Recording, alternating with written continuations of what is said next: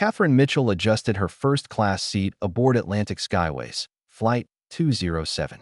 At 40, she wore her favorite gray sweatshirt adorned with penguins, jeans, and flats. She opened Pride and Prejudice, her ritual, on every flight. Flight attendant Melissa recognized her with a subtle nod. "Welcome aboard, Mrs. Mitchell," spoken quietly. They had an understanding. Discretion was appreciated. "Excuse me, I believe you're in my seat." Catherine looked up at a silver-haired man in an expensive suit. "I don't think so," she replied, showing her boarding pass. "My mistake," he said. "13B, I'm next to you." As he settled in, his eyes lingered on her sweatshirt with judgment. "Walter Kingsley, Kingsley Financial." "Catherine," she replied, no last name offered. "First time in first class?" he asked with a smirk. "Most people dress for the experience. You know, out of respect." A younger businessman across the aisle snorted. "Some people just get lucky with upgrades. The airlines are practically giving away first class these days." Catherine smiled, returning to her book. Behind her, executives discussed business. "Can you believe Atlantic Skyways stock? Up 17% this quarter. Robert Mitchell knows what he's doing. The man's a genius." Catherine smiled into her book. "If only they knew." "What do you do, Catherine?" Walter asked. "I'm in philanthropy," she answered. "Ah, one of those nonprofits. Sounds like a hobby more than a career." "Some of us work for a living." Catherine nodded, thinking of the foundation's $300 million endowment she helped manage. During the meal service, Walter sent his steak back, loudly explaining how it should be prepared. "So tell me, Catherine, how does someone in philanthropy afford first class?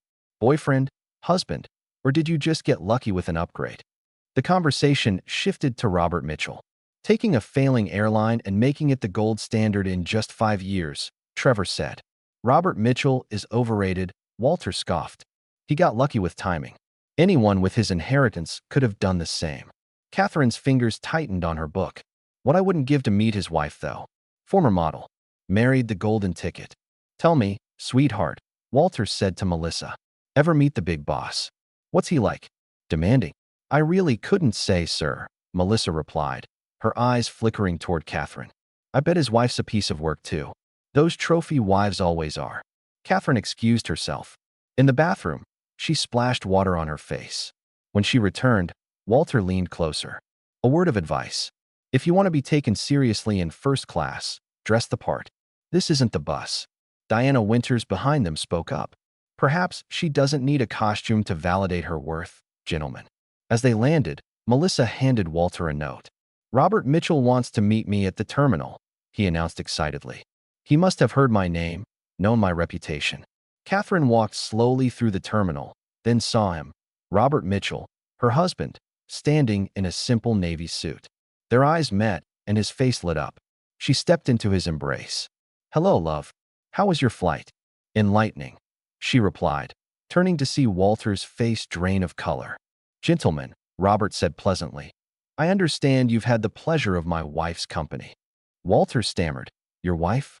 "Catherine Mitchell," Robert confirmed. "I believe you've been sharing her company for the past 2 hours." Diana Winters approached. "Your wife handled herself with remarkable grace today." "I always am proud," Robert replied. Walter thrust his hand forward. "Walter Kingsley, sir. It's an honor." Robert didn't accept the handshake.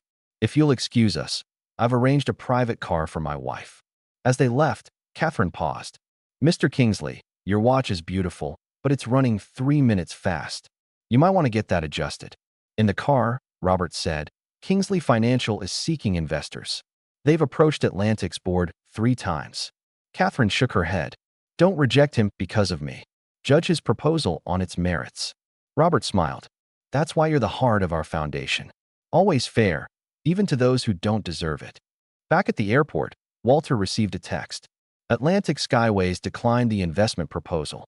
He stood alone, his status symbols suddenly hollow. True worth isn't found in designer labels, but in how we treat others, regardless of their apparent status.